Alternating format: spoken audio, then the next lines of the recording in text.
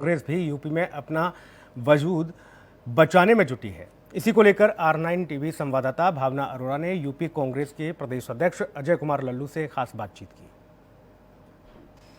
उत्तर प्रदेश कांग्रेस के प्रदेश अध्यक्ष अजय कुमार लल्लू इस वक्त मेरे साथ मौजूद है। सर, आज आप दिल्ली आए हैं और ऐसे में बात की जाए पंचायत चुनाव की तो लगभग अब एक तरीके से ऐलान हो गया है। बागपत भी आपको जाना है।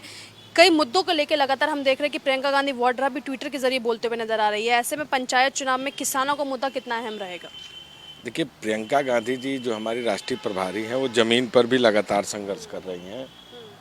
आपने पिछले दिनों देखा होगा, अगर बसवार में हमारे मछुआरे भाई समुदाय भाइयों के साथ घटना हुई तो उस मुद्दों पर भी मुखर होकर उनसे मिलना, उनके दुख दर्द को जानना, और जो सरकार ने उनके ज़मीन, जो उनके अधिकार, जो उनका नदी तालाब, जो मिट्टी और बालू पर अधिकारता छीन लिया, उसके खिलाफ उन्होंने यात्रा निकालने की भी व्यवस्था सुनिश्चित की। और आज वो यात्रा बलिया में पहुंची है। लगभग 450 किलोमीटर की यात्रा जो नदी अधिकार बचाओ यात्रा चल रही है। जहां तक देखें, किसानों के सम्मान में, किसानों की आवाज़ को बुलंद करने के लिए भी उन लोगों ने, आदरणीय दीदी प्रियंका गांधी जी ने मथुरा में किसानों को संबोधित किया, सहारनपुर में किया, बिजनौर में किया, मुजफ्फरनगर में किया, मेरठ में किया। तो निरंतर वो ज़मीन पर भी काम कर रही हैं।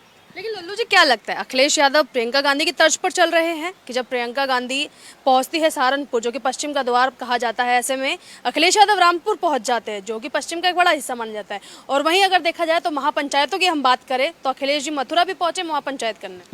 देखिए, फर्क ये समझना होगा, फर्क इस बात का समझना होगा कि विपक्ष की आवाज़ कौन है, नौजवान, किसान, खेत खलियान, गांव गरीब की आवाज़ कौन है, महिलाओं के सम्मान की आवाज़ कौन उठा रहा है। और आज आदरणीय प्रियंका गांधी के नेतृत्व में कांग्रेस पार्टी सड़कों पर संघर्ष कर रही है। 1 लाख से अधिक कांग्रेस के कार्यकर्ताओं ने गिरफ्तारी दी है। 15,000 से अधिक कार्यकर्ताओं पर मुकदमे लिखे गए हैं, जेल काटा है कांग्रेस कार्यकर्ताओं ने। तो निश्चित रूप से एक सशक्त विपक्ष के रूप में कांग्रेस पार्टी आज सड़कों पर दीदी प्रियंका गांधी के नेतृत्व में लड़ रही है। अखिलेश यादव जी का सवाल है तो वो कहीं ना कहीं जो उनकी जिम्मेदारी थी, जवाबदेही थी, 49 विधायक आज उनके पास हैं। और 49 विधायकों का अगर आप सदन में भी देखेंगी, सड़कों पर भी देखेंगी, तो जिस रूप में उनको विपक्ष के रूप में संघर्ष करना चाहिए, कहीं ना कहीं उनके मन में डर है।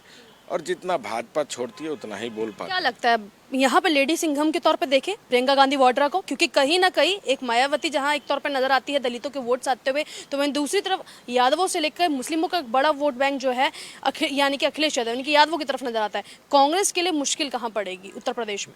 नहीं, देखिए, आपने जो संज्ञा दी, मैं समझता हूँ आदरणीय प्रियंका गांधी जी आज दुर्गा के रूप में, झांसी की रानी के रूप में, लक्ष्मीबाई के रूप में है। और एक महिला जो उत्तर प्रदेश के सम्मान के, नौजवान के, किसान के, महिलाओं की आवाज़ को बुलंद कर रही हैं। तो निश्चित रूप से वो एक सशक्त विपक्ष के रूप में जनता के सवालों पर खड़े होकर डट कर इस सरकार से दो हाथ करने को तैयार है। पंचायत चुनाव है, एक सीधे लाइन में क्या कहेंगे कांग्रेस के लिए मुश्किल चुनौती किस तरीके की रहने वाली? देखिए, चुनौतियों से लड़ना ही कांग्रेस की आदत रही है।